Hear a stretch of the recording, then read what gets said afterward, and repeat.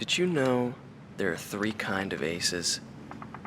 Those who seek strength, those who live for pride, and those who can read the tide of battle. Those are the three. And him? He was a true ace. He was a fighter pilot they called Solo Wing Pixie. He was a colleague of the man I seek. Years ago, there was a war that engulfed the world. The Belkan War. And in that war was a pilot who trailed across the sky and disappeared from history. He was a lone mercenary who inspired both fear and admiration. He is the man I seek.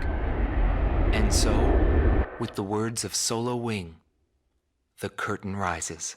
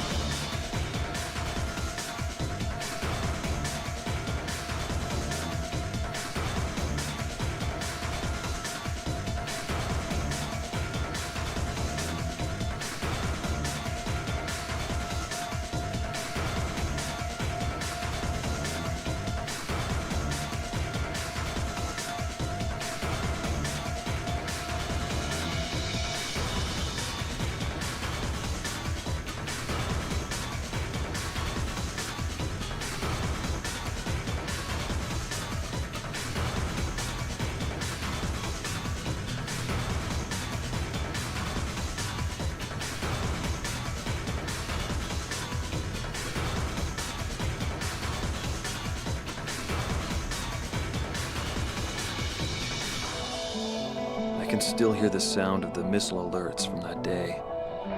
He pursued me relentlessly. As soon as I thought I'd shook him off, there he was again. The never-ending sound of the missile alerts put fear in my heart for the first time. They are the sounds of death. Back then, I was bursting with pride. I wanted to lead us to victory, for Belka's honor. There was no way the mighty Belkan Air Force could lose to mere mercenaries. Maybe not having the burden of a nation allows you to fly faster. Whatever it may be, the fact remains I was forced to walk a different path in life than the one I had envisioned. If the Demon Lord hadn't appeared, our lives might have been different. Our mission was to escort the heavy command cruiser that was to act as transportation for the organization. And the Demon Lord appeared, as if to block our path. One by one, my comrades were shot down. I will never forget his overwhelming power.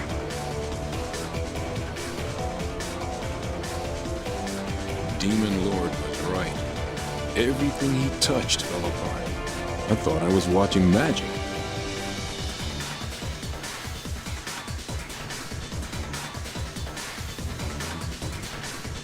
When I was in the military, they called me an ace too. I never felt fear toward an opponent. But when I was fighting him, something felt different. It wasn't until I noticed my hands shaking on the flight stick that I realized it was fear.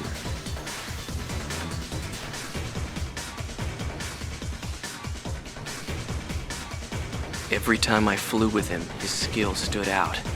He was born for battle. A demon lord who struck down all opposition. He paid no heed to the troubles of those who flew with him. He was unstoppable. It didn't matter where the battlefield was. The man had complete trust in his own powers. I should have died that day, but I didn't. I dragged my wounded body and reached ground zero of the nuclear detonations.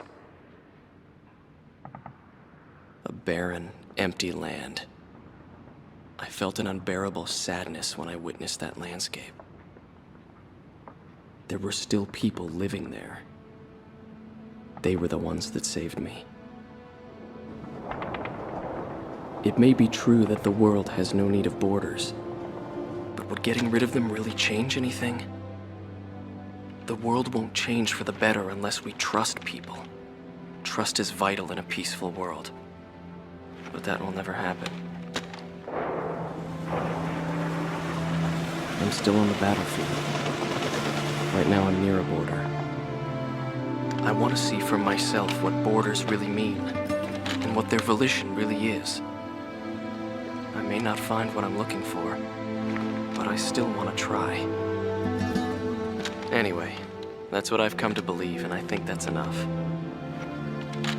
Will he see this video? If you do meet him, give him a message for me. Yo, buddy. Still alive? And thanks, friend. See you again.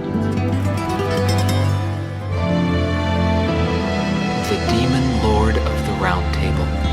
A warrior who soared through the Belkan War, inspiring both fear and admiration. His presence filled the skies for but a few short months before he disappeared. Apart from that, nothing is known about him. I was never able to find out what kind of a person he really was. But whenever they talked about him, they always had a slight smile on their faces. That, perhaps, may be my answer.